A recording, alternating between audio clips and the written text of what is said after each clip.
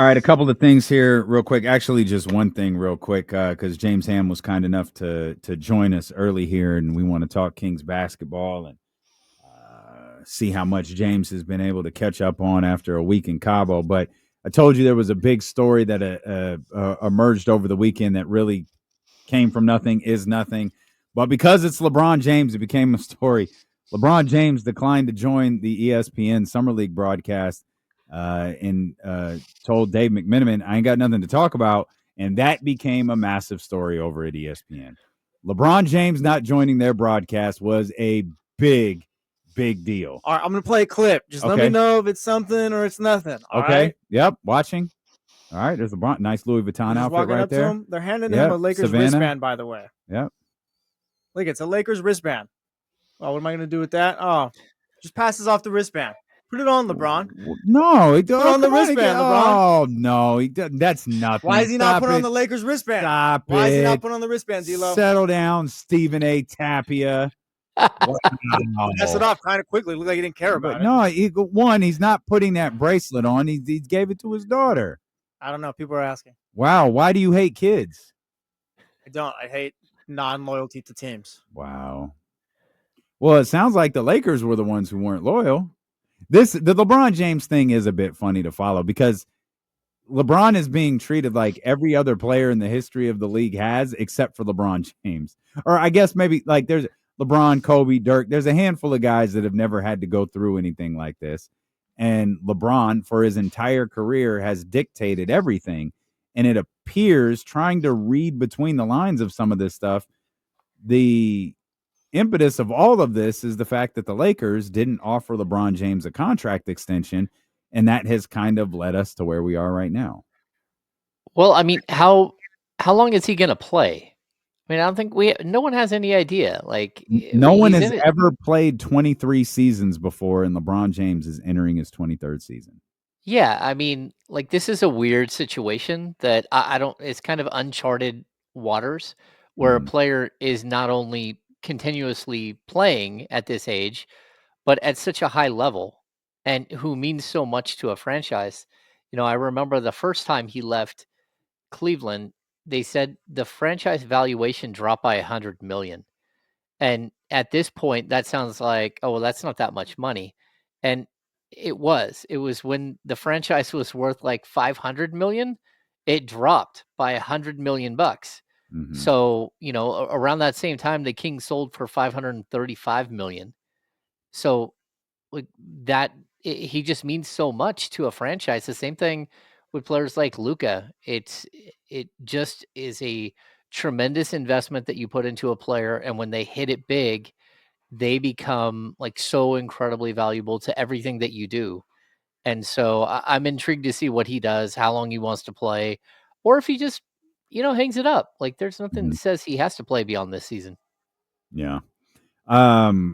But this isn't the Lakers beat, man. This is the Kings beat. And I've been anxious to talk to James here for a little bit about some things that are going on around the Sacramento Kings. Let's start with the most recent. This could just be my bad, Hammer, but did you realize that the Jonas Valanciunas, Dario Saric trade wasn't actually completed until yesterday? Yeah, there was a hang up with the Denver Nuggets because, you know, when you do all of these contractual deals right during the moratorium, they have to be put in order. Like in order for you to, first you have to use all your cap space. Then once you use your cap space, you have to use specific exemptions at specific times. And then you can sign your own free agents. And sometimes there's a holdup in all of this because one of those actions can't be done before the others. And so I think this was just basically a like a housekeeping thing. I'm surprised though, like I don't know if Valanciunas is willing to give back his entire salary or not. Because if he was willing to give back his entire salary and I was the Sacramento Kings, I would have reeled in that trade and said, you know what, it's fine. If he wants to go to Europe, I know you guys don't want him to go to Europe and play, but we do. That's fine. We'll take the $10 million, like basically cash gift. It would have alleviated, you know, an extra 5 million over what they're doing right now. But then eventually the deal got done, you know, yesterday. That's when the league office, they called it into the league office And the Kings saved around $5 million in the deal. And I know people can say, "Oh, they're just being cheap" or something like that, but that's really not what it is. They're trying to open up more cap space between where they are, financially today and where the luxury tax is. And so every little bits of money that you can reduce your salary helps you get below that luxury tax. So if you're a team who's not going to go into the luxury tax, and like rightfully so, the Kings aren't good enough to go into the luxury tax, in my opinion. But if that's who you are, like, we shouldn't be holding them, to some weird standard that they have to go into the luxury tax just because. Mhm. If your team is good enough, yeah, go into the tax. But right now, they're in some weird flux mode where, we're hearing things like 2027 mentioned repeatedly, and that might be the way that it is. And this deal here, it just allowed them to bring in a player who, again, I don't know if Dario Saric will play or not for the Kings. He easily could be bought out. He could be stretch provisioned. They could stretch provision him and open up over $3 million in cap space again. And you might need that, especially if you continue to have conversations and kick the tires on players like Jonathan Kaminga.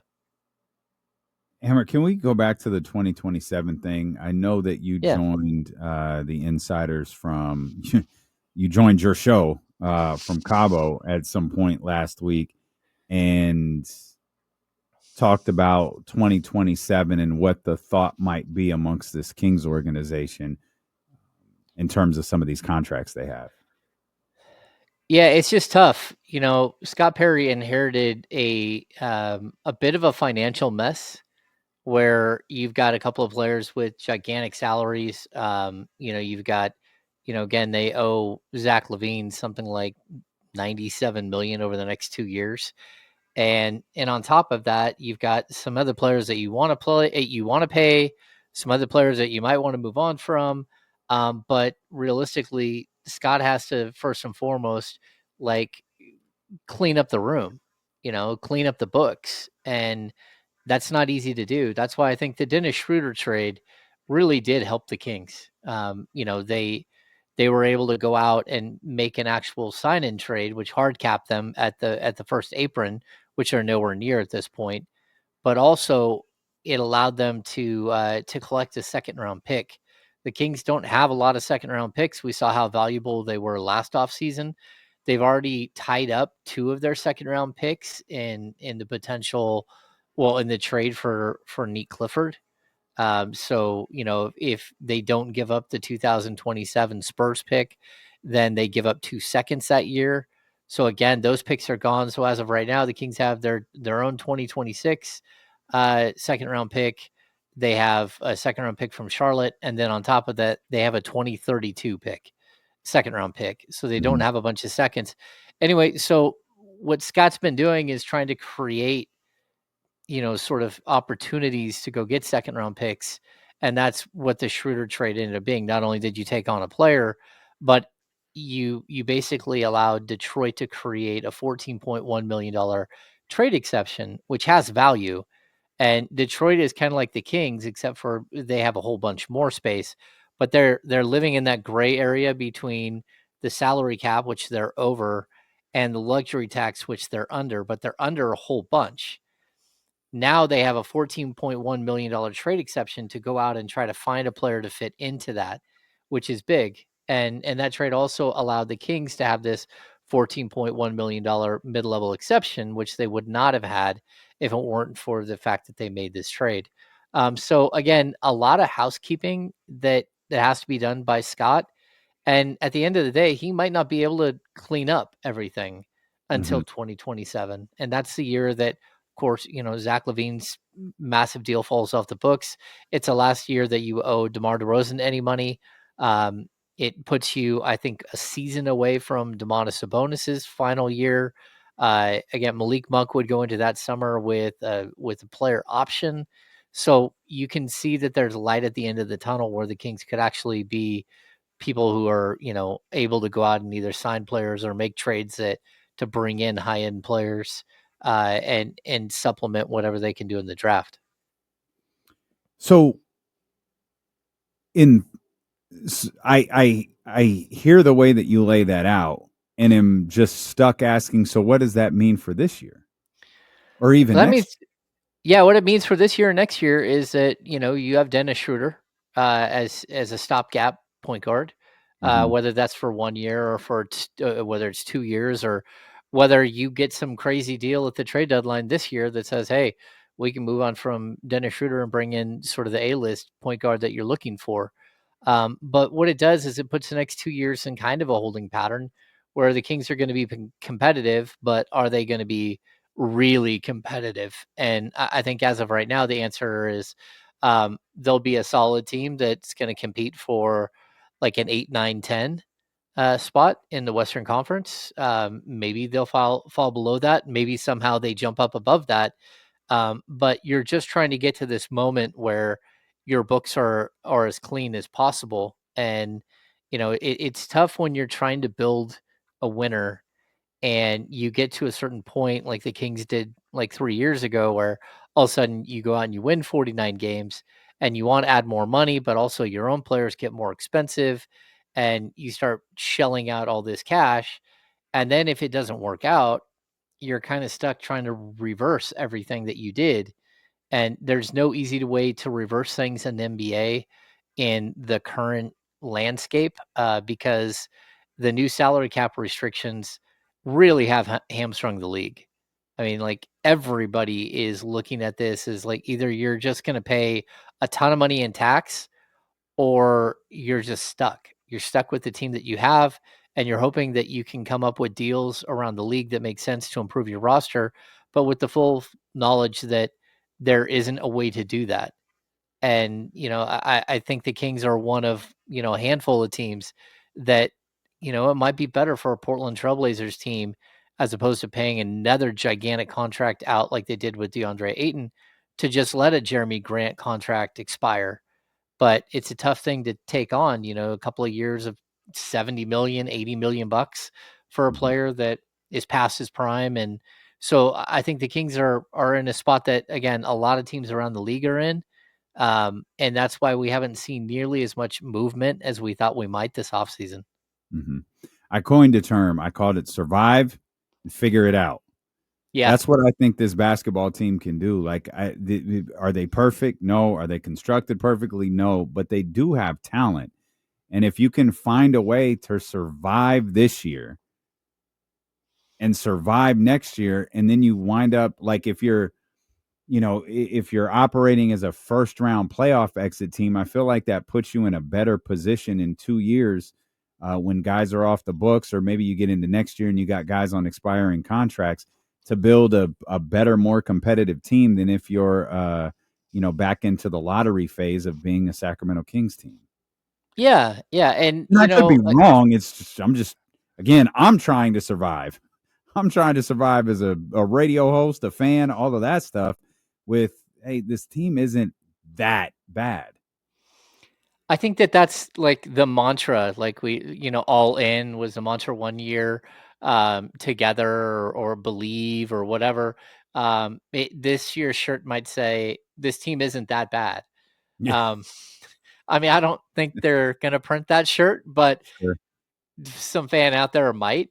Yeah. And I bring this up too. Zebra PT, you can't build a castle on crumbling foundation. It's like the old, biblical parable about building your house on sand versus building your house on rock. You build your house on sand, it gets washed away. You build your house on rock, and it's there to stay. And the Kings thought they had built their house on stone, and everything was, they had pillars that Hmm. could potentially support this thing, but then they they stopped doing the rest of the work. So it's nice that you build a beautiful house, but if you never finish the plumbing, like your house is going to smell and no one's want to going to want to come visit you. And, if you don't figure out how to build the electrical into the house, then you don't have any lights and people aren't going to want to come in and check out your house. So what they did here is I think that they started out strong and they've had a foundation, but they lost their way somewhere, midway through this build and really hurt themselves. And it's really the way that teams get bad quickly is there's always a move or two that you could have made that you didn't make. And more often than not, those moves that you didn't make are the ones that really come back to haunt you. And we can look at the Pascal Siakam deal. We can look at Mhm. OG Anunoby, whatever it might be. But there were moves where this team could have been a title contender and Mhm. they didn't do the deal. And maybe that's because the owner didn't want to shell out the cash for another $40 million player, or maybe they just looked at not only that 40 million for a player, but going deep into the luxury tax and not wanting to do that. Whatever it was, they didn't close the deal on a couple of gigantic transactions that could have put this team in a different stratosphere as far as where they are. And now you're just kind of left with the decaying, body of a team of a house that's half built on sand, and it's a bummer to watch it get washed away. But um, you might be right. You put some sandbags out and hope that your house doesn't flood every single day, and maybe you make it through the winter, maybe you don't. That's a tough way to live, but Yeah, it might be the reality of this basketball team. Is that off season after the playoff appearance? Is that going to be the defining moment for where things went wrong with this team and the yeah. bill I'm gonna talking uh, about?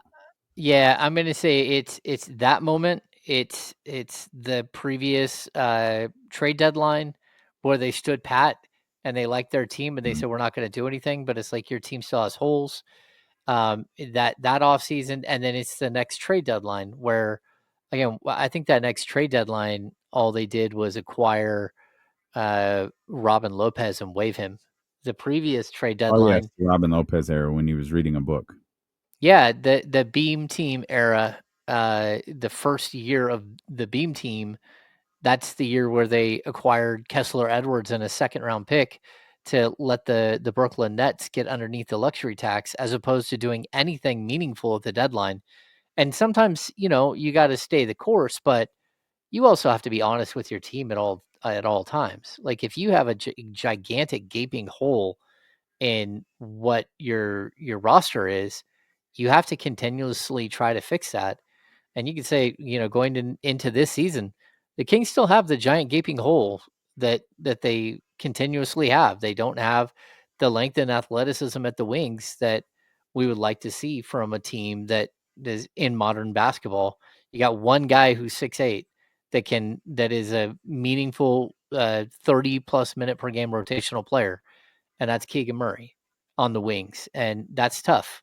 So we're kind of in this holding pattern until they're able to either find those guys via trade or through the draft, or they they figure out a different way to play basketball that makes sense, and it's not easy. Well, the good news is, Hammer, we are entering a new era, and I believe it is the Maxime Reno era. Of course, he won't play tonight, as your partner over on the Kings Beat, Sean Cunningham, reported earlier today. He's out with wrist soreness, but it's been a fun 2 games to watch this young man perform. There was a lot of hype after he was selected 42nd in the draft a couple of weeks ago, and man, he's lived up to it. He's been able to hit shots from all over the floor. That debut in the summer league late last week was as electric of a debut as I've ever seen, and he followed it up nicely with a nice balanced performance on Saturday. He's been a hell of a player to watch so far. Yeah, I totally agree. Basically, what you're getting is just a really, really high basketball IQ, high skill level player, which I think that's what they thought they were getting, but to see it work out on the court has really been impressive. And we talk about like the dangers of summer league, of getting too high and too low on players in summer league. I remember the Kings had traded for Dante Green a couple of years ago, a decade ago, maybe more, maybe 15 years ago. And but the trade couldn't go through until after summer league or midway through summer league, and so he went out with the Houston Rockets and dropped 40. And everybody was oohing and on at just how good Dante Green could be. Like, I don't know if he ever scored 40 in a game. I don't know if he ever scored. Maybe he scored 30 in a game one time. But like it doesn't always translate. But what you're looking for is Do they look competent? Do they look like they're not so overwhelmed? Do they look like that they're athletic at all? Because sometimes you get players in, you're like, oh man, this dude can't move at all. But what I think we've seen from Reno is I want him to rebound better. That's one issue. But outside of that, he's got a little baby jump hook. He's got the 3-point shot. The court vision is crazy. We saw the pass to Isaac Jones for the dunk the other day. To me, when you see, it's not just that he made a bounce pass, it's that he made an electric pass, and it showed you something that maybe no one knew that he had in his bag, because that's not who he was at Stanford. So I think Kings fans should be really excited about him. We talked about this on the Insiders a little bit, and I talked about it last week when I jumped on from Cabo. But there's a reason why the Kings traded Jonas Valanciunas. First and foremost, it was to save that $5 million to open up that gap in their salary, but also it was to go out and get a player like Drew Eubanks, who is a career backup and knows his job, but then the potential for Reno to actually get minutes in year one and what that could mean. Drew Eubanks is not, again, he's not some player that's going to change the outcome of a bunch of games this year, but he knows his job and has no problem sitting on the end of the bench and being a pro if you do have a young player develop faster than what you thought. And so I don't, again, still love it, but the Kings will be able to play faster off the bench with a player like Eubanks, and they'll also have the opportunity at some point to maybe hand that.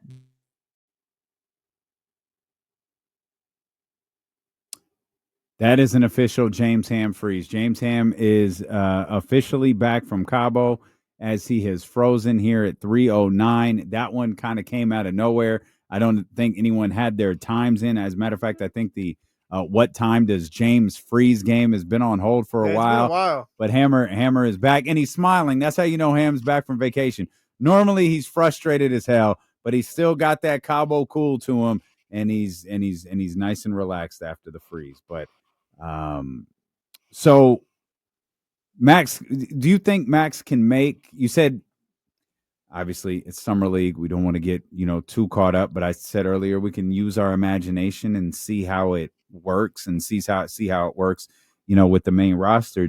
Do you think he can make an immediate impact on this rotation? Can he give Doug Christie some real decisions to make when the season gets underway? I don't know if it'll be in October, November, but I do think by the end of November and early December, you might be looking at a little bit more and more and more of Max. So he's got skill, and I think going through a summer league is amazing, right? And you're starting to see what it is that you really want to focus on over the next 10 weeks with him. How do you get him better? And I think, again, physically, he needs to be more physical, number one. But number two, you're going to get him in the gym. You're going to bulk him up a little bit. 10 weeks with a professional training staff is a long time.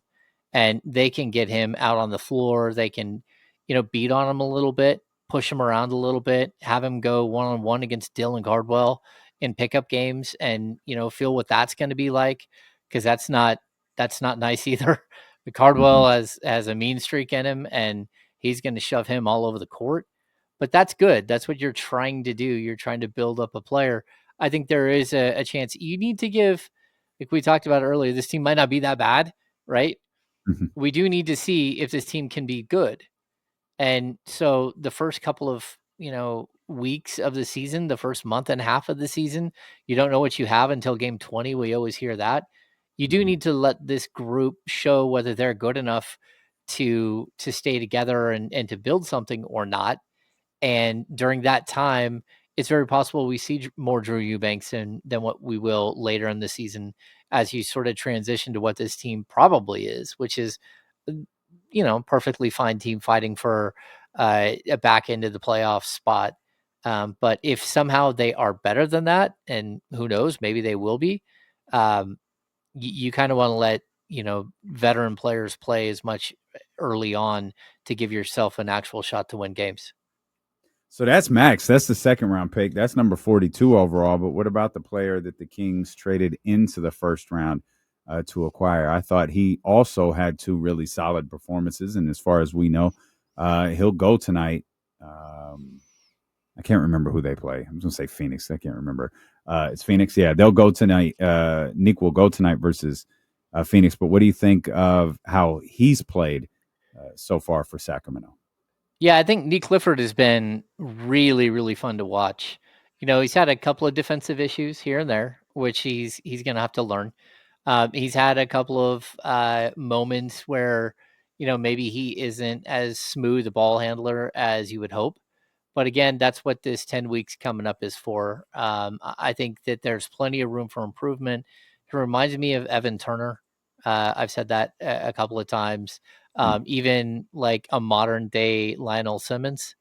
So basically, Lionel Simmons with a three ball, maybe a little bit more athletic than Lionel, but Lionel had like a very, very high basketball IQ and a very universal game. He could pass the ball, he could rebound the ball extremely well.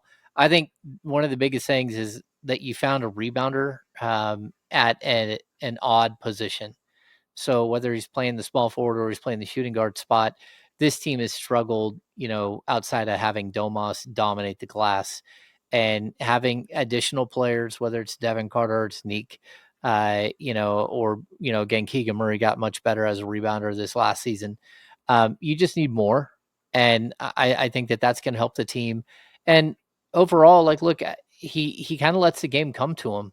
And that's a good thing. He's not out there playing like a chicken with his head cut off. He's not, turning. Well, he did have 5 turnovers last game, but, the mistakes are honest rookie mistakes. They're not just like pushing everything way too hard and making, forcing the action. So I like what we've seen so far. And he's also shown a little bit of that clutch gene that we know the players have. He's scored a bunch of points in the fourth quarter in a couple of games. So I think the early returns are really good. And I do expect him to be in the rotation. I expect him to be, Mm-hmm. maybe 14 to 18 minutes a night. But I do think that he'll find his way into the rotation sooner than Reno, even if Reno looks better at certain points in summer league. Um, you can still see that he needs to get way stronger. With Neek, I don't think that that's the deal. I think he needs to work on his ball handling and secondary playmaking and stuff like that. But I like the idea of using him as a point forward for certain stretches of the game. And he just needs to make sure he can handle the ball pressure at the NBA level that gets put on you. You get picked up full court half the time, and he needs to figure out what that's going to look like and feel like. You said you think Neek makes an immediate impact or immediate impact on the rotation. Where? Because that has become a topic of conversation over the last couple of days as well. Do you see him in that backup 3 position? Do you see him running somewhere on the point guard depth chart? Like, what would be the ideal spot for Neek to get minutes to start this season for Sacramento? Yeah, I mean, I think it's going to have to be at the small forward spot. And, for right Which now, I think is great. Like, I when you think look that's at, perfect. yeah, when you look at Zach LaVine and you look at, again, you look at Keon Ellis at the shooting guard spot, that position's taken care of. When you look at the point guard spot and you've got, 2 point guards there and Dennis Schroeder and Malik Monk, if they make a change there, I could see the Kings using, a combination of Keon Ellis, Devin Carter, and Neat Clifford as the third point guard. But that would Mhm. be like a break in case of emergency. Somebody's out, and you're going to have somebody out for 3 or 4 games. I also don't think that this roster is it. They don't want it to be complete. Whether or not it ends up being the final roster, that's yet to be seen. But they would still like to make a move or two here to balance out the roster a little bit more, and maybe that does open up an opportunity for Neek to play a little bit more in the backcourt. But for right now, it feels like he's probably a backup to DeMar DeRozan. And again, look at the trickle down, effect that this team is going to have, because when you have 2 point guards that are basically 26 to 30 minute per game guys, let's just say, that's 56 minutes right there.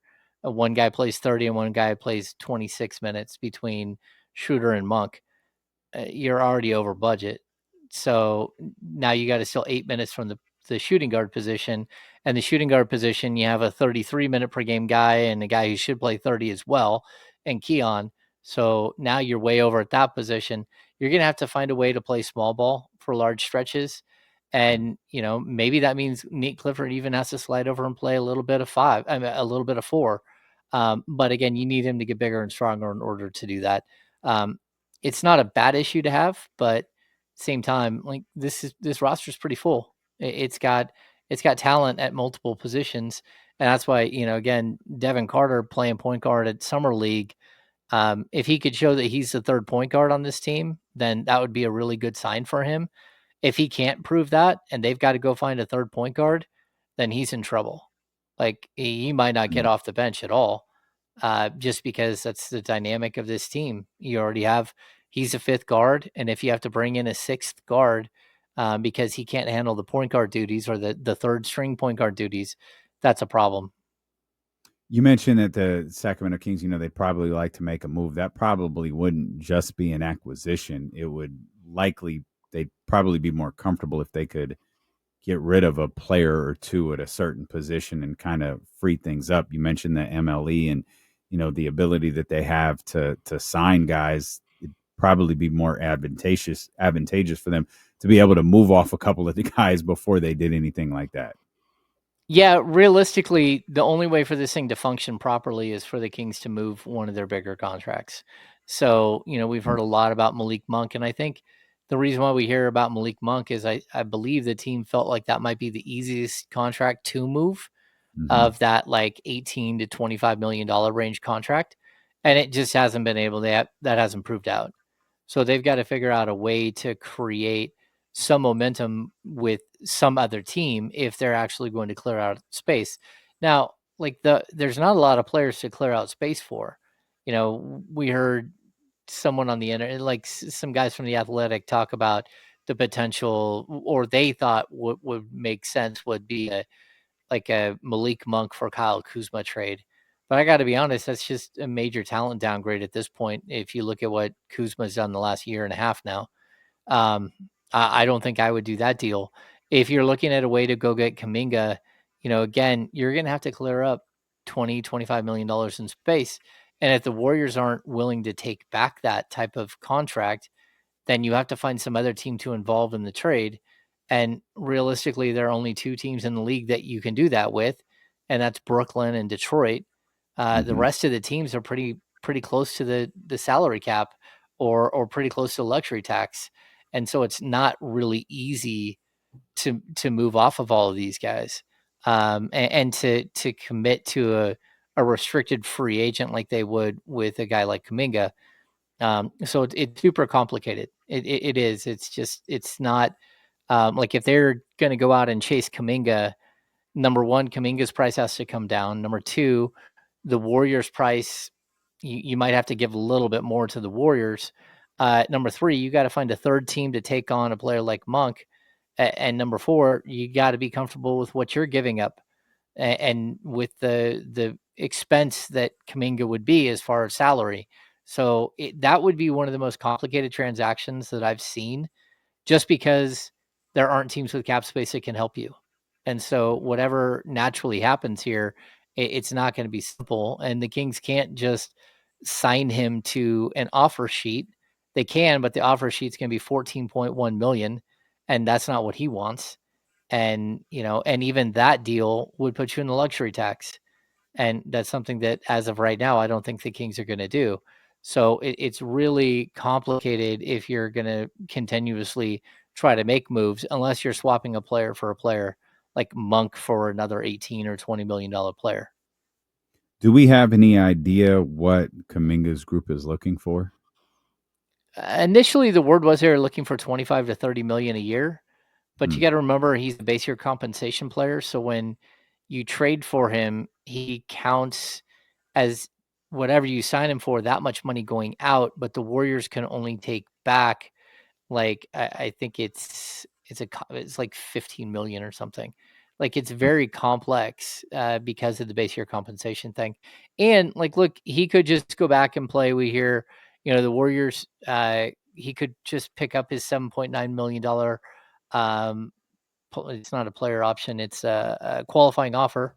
He could play for that this season. The Warriors could also try to sign him to like a smaller deal that they don't really want to do, and he doesn't really want to take. So that could happen. But like the restricted free agent classes here is just a bummer for these guys. And to be honest, it's probably a really good thing for Keon Ellis. He's not part of this because it's kind of sad. These guys don't have any money to move around. No teams do. And the teams that might have some money, they don't have any money under the luxury tax. So, they're not going to go way above the luxury tax to sign a player. It's a bit of a struggle here. Have you ever seen in your, decade plus covering NBA basketball a free agency period like this one? I don't think so. Like, I think like this, in my 15 years, the thing that stands out about this one specifically is that there is just no money. Like, there's this idea that the salary cap raises 10% a year, and then next year it's only going up 7%, which is also freaking everybody out. That's not a good thing. But if it's only going to go up 10% a year and your standard raises for your own players is 8%, then like you're not gaining a whole bunch of cap room just naturally. And so that makes it really difficult. It makes it the whole entire process very difficult to, see a window where you can create a bunch of money. And the Kings had money, a couple of years ago when they signed. They did the renegotiated an extension for Domantas Sabonis, and then they brought Harrison Barnes back. That's the one time that they had cap space. But even then, we kept saying this might be the last time for 5 years, 6 years that they have cap space. And sure enough, that's why 2027 is looking so appealing. And it's also why the Kings aren't sitting there saying, hey, we'll give Kaminga $30 million. Let's get this deal done, because they're looking at that 2027 year and saying, hey, do we want to, if Kaminga is a right player, then sure. But if he's not, then what do we do? Then we have this contract and we're not going to be able to be players in a free agent class that maybe we want to be players in. Yeah, you talk about the nuances of a potential Kaminga deal, and it really is fascinating on many levels, because you're talking about it from the perspective of what the Sacramento Kings could pay Jonathan Kaminga, but then there also comes part two, and it's what will Golden State allow that deal, like what sort of deal do you have to work out with Golden State in order to get him here to Sacramento? So you have to work with two different entities, both of which seem to hate each other in an effort to try to get him here to Sacramento. Well, yeah, and I mean we don't even know if Jonathan Kaminga wants to sign in Sacramento. Well, right, yeah, we know he doesn't want to sign in Golden State, but we don't know how he feels about Sacramento. Yeah, he wants a better opportunity, and again, if the Kings are making a move to go get Kaminga, and DeMar DeRozan is still on the roster, now you just go from having a glut at the point guard position to having a real problem at the point guard position, and having a glut at the forward position where, again, Clifford wouldn't get to play at all in his rookie season. Like you basically would wipe out any chance of him playing, and Keegan Murray would probably be pushed to like the 12th man on it's the 12th option in the lineup, in the rotation. So yeah, it's really, really complicated. And that's why I think like there is a pathway here, especially since Golden State doesn't really want him back. And that's like everything we've heard around this team is that they're not enamored with bringing him back. The idea of bringing him back and potentially trading him, okay, maybe that works, but it's also possible it doesn't. And his value gets hurt during that time, or he gets injured during that time, and next thing you know, you're in an even worse situation. So it's, again, we'll have to see how it all plays out in the end. We'll come back. We'll talk more Kings basketball with James Ham specifically. He brought him up earlier. We'll talk Devin Carter, what he's looked like here so far in Summer League, and what we expect from him headed into what's starting to feel like a pretty unpredictable Sacramento Kings season. That's ahead with our insiders from the Insiders. It's our man James Ham, D-Lo and KC here on Sacramento Sports Leader, ESPN 1320. James, I'm gonna run to the restroom real quick. I'll be right back. Sweet. I got you. What's up, everybody? Yeah, Filthy McNasty. This situation is dumb, but it's again, if there's a player out there that has talent and you like his talent and you want to go chase him, there's no reason not to at least see if you can work something out. I'd even go as far as, we've heard the offer that was made, and that, to be honest with you, that was everywhere in Sacramento for like a 48-hour window. Was it Devin Carter, Dario Saric, and 2 seconds? I definitely could see the Kings going as high as like a protected first for him. But again, it's complex. It's such a difficult transaction to do. Let's see. How many roster spots do the Kings have? Afro. To be honest with you, I don't know. I haven't counted, but here, let me do a quick count. 5 guards, 2 centers, 3 centers, Keegan, Isaac Jones, DeMar, and DeMar Neek. That's 12 right there. Terrence Davis is on a partial guarantee, and the same thing was with Isaac Jones. He's on a partial guarantee. And then on top of that, you have 2 of your 2-ways taken, and then sort of a free-for-all for the third 2-way. I would not be surprised to see Isaiah Crawford in that, but we'll see. Yes, David. Brendan's air horns were weak. They're weak sauce on the pod. Let's see. Soren, I don't really have a lot of thoughts. I haven't spent a lot of time with Fred VanVleet. Yeah, I don't know. I would, yeah. I mean, I'm gonna guess the Kings, Stevie B are still interested in Jaime Jaquez, but I don't know that the Heat are ready to move him. Carter Sarge, first round pick, and 1 second round pick. That would work for Kaminga in the pick swap. Is that too much? Yeah, I mean, now you're just getting too complex. If I were the Kings, I would give up either 2 seconds or first. And first would be lottery protected. I'm not giving up anything more than a lottery protected first. And then it's about finding ways to match salary and do all that stuff. It's just like super complicated. And on top of that, like if you're willing to take on Kaminga, how much are you willing to pay him? So, you know what I mean? Like, are you offering him a 4-year, $80 million contract, which is not what he wants to play for? Maybe a 4-year, $90 million contract? Because that's when it gets, like, because of that base year compensation, it gets really complicated. Miss Mac, do we have seconds? Yeah, the Kings have 2 2026 seconds. One of them is tied up slightly, but it's the Schroeder deal. They gave up the Charlotte pick, but it's 31 through 55 protected.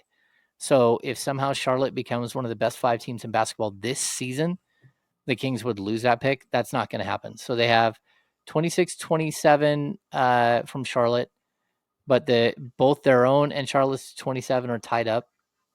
And then they just picked up a 2029 in the Schroeder deal from Detroit, and they have their own 2032 now.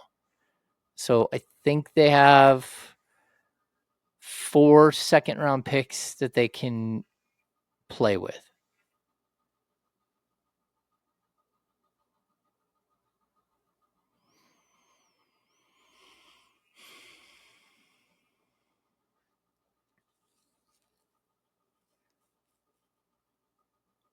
Yeah, cool, Raul. I do believe that the Kings still have interest in Westbrook, and or what am I drawing a blank? Malcolm Brogdon. But the problem that you have there is that they have Monk on the roster still. If Monk wasn't there, they'd have a lot more interest in Westbrook. Coming back, Hammer. Cool.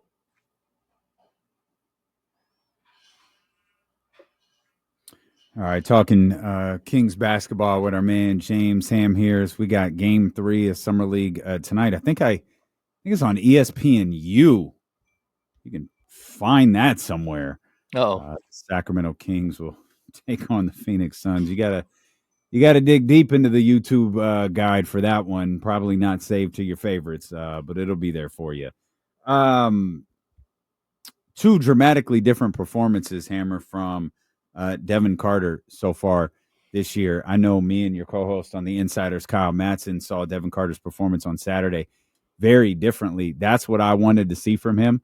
I wanted to see him score. I wanted to see him be comfortable. I wanted to see him rebound. I wanted him to look like he was the best player on the floor. And I thought he accomplished that. What do you think of Devin Carter and the way he's played for these first two games? And do you think that was even necessary? Like, first of all, like Devin Carter, I feel bad for him because he didn't get a natural anything in his rookie season. You know, he went through shoulder surgery, missed the entire summer, everything. So like, look, at some point we have to give him a little bit of a break about, sort of his development and where he's at currently. The problem is that in order for him to break into the Kings rotation or to like be a force for the Kings or whatever it is that you want, it can't just be 30 points or bust.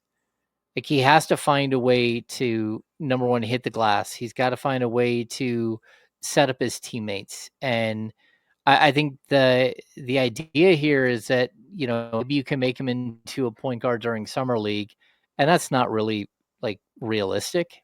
That's not feasible to like expect a guy to go out there for 3 or 4 or 5 summer league games and all of a sudden he knows how to play the point guard position. But on the other side, you've got Devin, making sure people know that he was a point guard before his final year or two at Providence. That, he played point guard in high school, and he played point guard in his first couple of years. So, like there's just something about watching him play, and he doesn't look to set up anyone but himself. And that's where I think Kyle and I both kind of watched and said, okay, like, you scored 30 in a summer league game, like, whoop-de-doo. Like, show me that you can learn, that you can be part of a team that's growing, that you can do the job that you're being asked. And that is to set up your teammates and create for others. And so far we haven't seen that. And, again, it's tough because you want him to have success to build in summer league so he has confidence moving forward. You also, I think there is a possibility that Devin's been humbled a little bit by not just, his rookie season, but by the constant mentions of him getting traded at any moment. Like, I think there is plenty of humbling that could happen here. But what I need to see is for him on the court to be a team player. And we're not seeing that yet, because what the Kings don't need is like a Cam Thomas. And that's what it looks like Devin Carter kind of feels like he's trying to do. It's like, hey man, they already have a Malik Monk. And to be honest with you, Malik Monk's a better player. Malik Monk sets up his teammates. He averages 5.5 assists a game.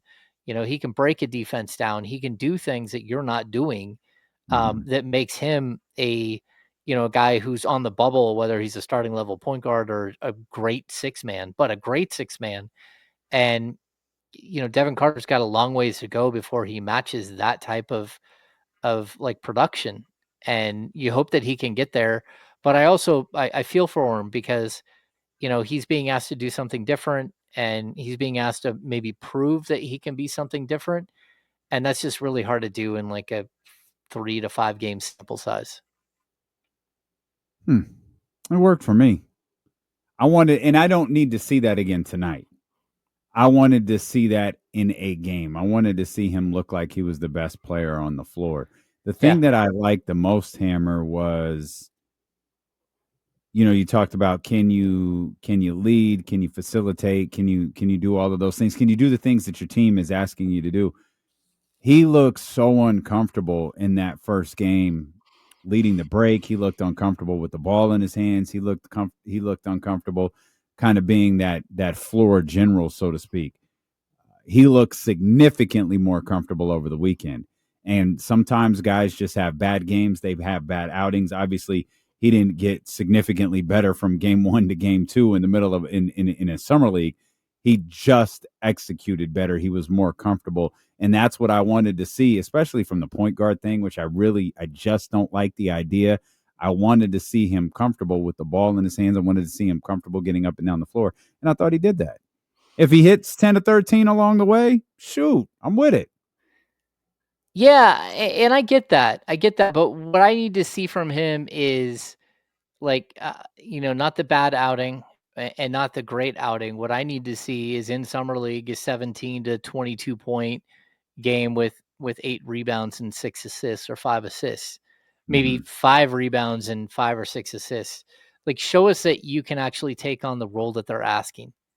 And I think it's interesting because, like we talked about with Reno, when Reno made that pass to Isaac Jones, where he just like flung the ball to Isaac Jones, hit him in stride with a one hand, like sort of wraparound pass. It was like, holy smokes, like there's something else there. And, when you see like the basic stuff of Reno, yeah, he hit the three. Yeah, he's got the little baby jump hook. Oh, the other things that stand out about him is he's been so vocal on defense that you hear him through the television. Everyone there in Vegas is talking about it, how he's directing traffic. He's yelling at everybody. He's having quiet conversations with guys. He's showing a leadership quality, all of those things. Like, I just said all that about him, and all I can say is I watched Devin Carter do a crazy step back three that would never fly in the NBA, and sure, he put up 30 points and he was highly efficient, and he did hit the glass, but you're always left with that. Okay, man, show me something that makes you unique, and that maybe either shows me something that you couldn't do before or a process that you're learning. And I think that's where I think Kyle and I keep wanting more. It's like, hey, I don't want him to go score 40 points and not 30 points. I want him to score less and be more part of what's happening on the court, because you and I both know there's never going to be a moment, or maybe if there is, it's like once or twice, where Devin Carter is asked to go out there and score 30 in a game. Yeah. That's not who he's going to be. So show me who you can be within the team concept. And so again, maybe we're being too hard on him, but I also think Kings fans have been way too hard on Devin Carter with this whole idea that he's going to show up in Vegas, he's going to put on a show, and then they're going to be able to trade him for Kaminga because he put up more points. And that's something that you see all the time on social media. Like, everyone's pulling for Devin Carter to blow up so the Kings can trade him. And it's like, you should be pulling for Devin Carter to improve as a basketball player. And improving as a basketball player sometimes can mean making more of your shots, but it can also mean just being more part and more, I want to say, present in the game, where it's Mhm. not just about you getting 30 points. It's about you being the reason or part of the reason why a team won. I'm not the biggest Devin Carter fan, but I'll stall him out a little bit. He scored 30, but he did it on 13 shots. So Yeah. it's not like he was, jacking him up trying to up his point total. He was pretty efficient with the shots that he took. Again, 13 of them. I think he took 7 threes. I believe it was 5 of 7. Might have been the same thing from the foul line. Overall, I got what I wanted from him, and he could have hit half of those shots. And did all of the other things he did made me feel good about his game. And again, he's just a player. I just don't think I get it, James. I just don't think I get him, the player, particularly him, the player, and his fit on this team. I just don't get it, but I'm willing to see it out, and I'm willing to hope for the best. I just don't see it. You know what, man? He reminds me so much of Jonathan Kaminga on the Warriors. He just doesn't fit. He just Mm-hmm. like, how do you get through to somebody? And I made this this argument for Kaminga like a week and a half ago, right before I left on vacation. Like, I'm starting to turn a little bit on him as a potential trade target, because we see him with the Warriors, and we get that he doesn't fit there. It's like a round, like a square peg in a round hole, right? Mm-hmm. Mm-hmm. And he doesn't want to be Aaron Gordon. He wants to be a superstar. And I also watch him, and I think I see the potential to be a star. And so maybe in a different scenario, in a different world where he's not on the Golden State Warriors, maybe he does get that opportunity and he does live up to who he believes he is. And I think that's always going to be the problem in Golden State. Like, you hear it all the time. If, an unnamed source told me one time, if Kaminga ever is as good as he thinks he is, he'll be a superstar. Mm-hmm. But he's not going to be as good as he thinks he is. And so that's the problem. And he's not going to be as good as he thinks he is in Golden State. That's just the facts. And if he signs there short term so he can get traded a couple of months from now or whatever, like, what good is that going to do him? It doesn't It feel like that. It feels like that's the worst scenario. it helps the Warriors because now they still have an asset in case somebody big becomes available, but that's not going to help him. If I'm him, I'm like, yeah, I would rather leave. Yeah, I'd rather go somewhere, even if it's for a budget contract. If he were to sign like a 2-year, I don't know, you could. I guess the Kings could use a mid-level exception on him and try to clear out cap space. But like, you'd have to tell the Warriors, what do we have to do before we sign him to this deal, to trade for him, and it would be less from the Warriors. But again, it's tough to match what he wants and who he thinks he's going to be, and it comes back to Carter in the same way.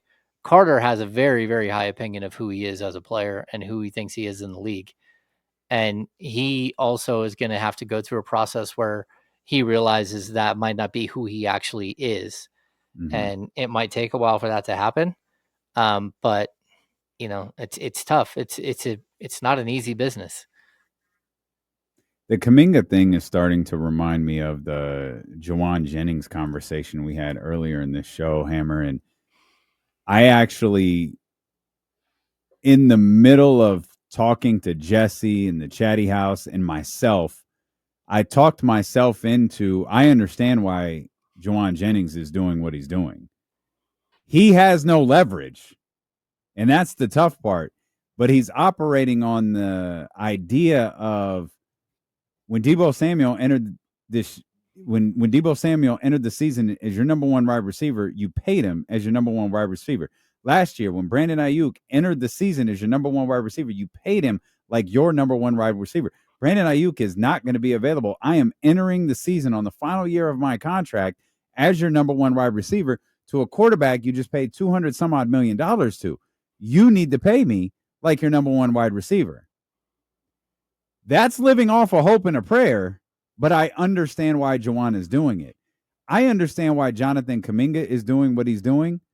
I just, in this current state of the market, and this is where I feel like Kaminga's team might really not understand what's happening. There is not a market for a player commanding the type of salary that you mentioned earlier. A $25 to $30 million risk. You're betting on potential with this young man. And it's why when Kings fans asked repeatedly, or in the Chatty House or on Twitter or whatever it was, about Jonathan Kaminga and the Kings throughout the season, my answer was always, I devoted 0 minutes to Jonathan Kaminga because I just didn't, there's no pathway to it. There's just no way that it makes sense. And even from a Warriors standpoint, the only thing that I think that the Warriors would see of great value is Jonas Valanciunas. Well, Valanciunas was long gone, and I was like, there's no – that's why when this Kaminga stuff started, I was pretty surprised because I just couldn't see it. And that all took place after the Clifford drafting. And so it just became, all right, I guess somehow this has become a conversation, but I never saw it. And I don't see a happy ending for Jonathan Kaminga in Sacramento, in Golden State, or virtually anywhere. Wherever he winds up, he's not going to be happy with it. No, you're probably right. He's going to get there and already be, the whole Buddy Hield thing. Buddy Hield signed that they claimed it was a $110 million deal, but the nuts and bolts were, I think, $86 million. He was angry about that contract the moment he signed it. And, like, he joked around about it, but it was a joking around in a very negative way. Like we all could tell he was pissed. So you're right. There is going to be like this moment where he's not going to get what he's asking, where his agent's not going to get what he's asking, and maybe that's part of it. Where his agent has promised more than what he can actually get for him. But it's the dynamic of the league right now. And if you're the Kings, yeah, like taking a gamble on a, again, you're probably talking, I'm going to guess at a minimum, a 4-year, 80 to $90 million contract. That's at a minimum. But you're willing to do it on a 22-year-old player who's averaged 16 points per game in the league and who's shown flashes of brilliance. You're willing to do it, but again, you're gonna have to rewrite your roster again if you were to do that. Like Right. if you go out and trade for, we talked about this the other day. If you go out and trade for Kaminga and you still have DeMar DeRozan on your roster, you still have Keegan Murray on your roster, who's your starters? And everyone gets real quiet real quick. And then again, that just means that Clifford just lost a year of his career. He's not going to get an opportunity at all. And that's not what the Kings want either. So I think it's complicated, and it's going to be complicated until it's done. And is there a possibility he just signs with the Warriors and plays for pennies? Sure. But I'd rather do that than sign like a 4-year deal starting at $14 million a year with the mid-level exception with a team like the Kings, and then regretting the contract that I signed the entire time. It does always come down to that. You think you have a $5 million house, but the only offers you get are $2 million. I hate to tell you, you got a $2 million house. It's kind of where Kaminga is at right now. And there again, maybe there's more money next summer, but I'm going to guess there's not, especially with the NBA reducing the projections for next summer. Yeah, the projections were reduced, and then there was that we were reading about was it like $500 million the players had to give back from the escrow account? Like it broke it down. It's like some percentage of the salary, and like Steph Curry lost $5 million off of his contract because of that. They over projected what they thought their earnings would be, and it's like, oh my God, what is going on in the NBA right now?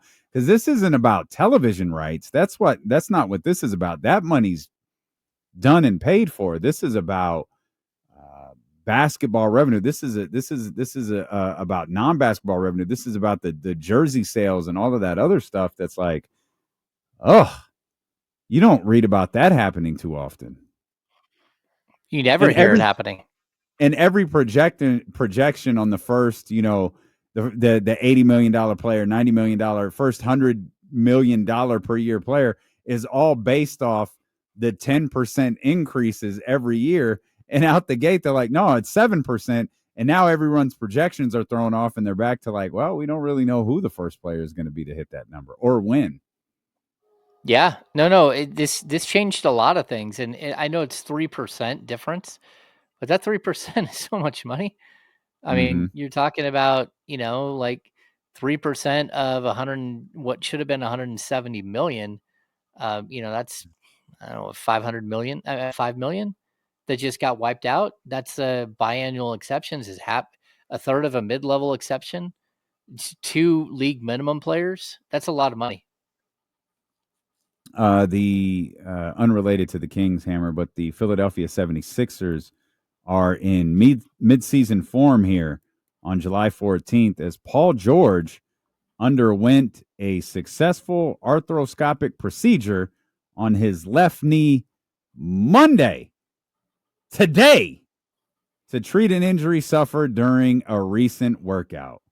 George will begin a rehab program and be reevaluated prior to the start of training camp. Dear God, what a disaster of a contract that turned out to be for the Philadelphia 76ers. Well, yeah, I mean, Paul George is a gift that keeps on giving in the NBA. I mean, that's how Oklahoma built their dynasty that's just starting. I mean, they got Shea and like 5 first-round picks for him. And then the Clippers lost him, and the Clippers walked away from him because of stuff like this. They knew where his body was at, but to pair him and Embiid, he missed the first 2 seasons of his career. Like, he didn't play at all. He And played 30. so Funny enough, we looked this up earlier. Missed the first 2 seasons of his career and only played 31 games in his third season. yeah. I mean, he's missed so many games. I mean, that's why, the best ability sometimes is availability. And to be honest, like, that franchise is built around a house of cards. That's again, you want to build a franchise on sand. It's the Philadelphia 76ers. Yeah, so Paul George will be reevaluated prior to the start of camp, and Joel Embiid, who knows, man? Who knows whether he is fully functional at this point? I know Daryl Morey spoke recently and said he expects Joel Embiid to be available for the start of training camp. Great. The fact that you don't know definitively whether your $63 million player will be available for the start of training camp is a hell of a statement, even from Daryl Morey. James, great to have you back, my friend. We definitely missed you last week. We've got the Home Run Derby coming up. We're your home of Major League Baseball All-Star Game coverage all week long, and it begins with the Home Run Derby starting here in just minutes on Sacramento Sports Leader ESPN 1320.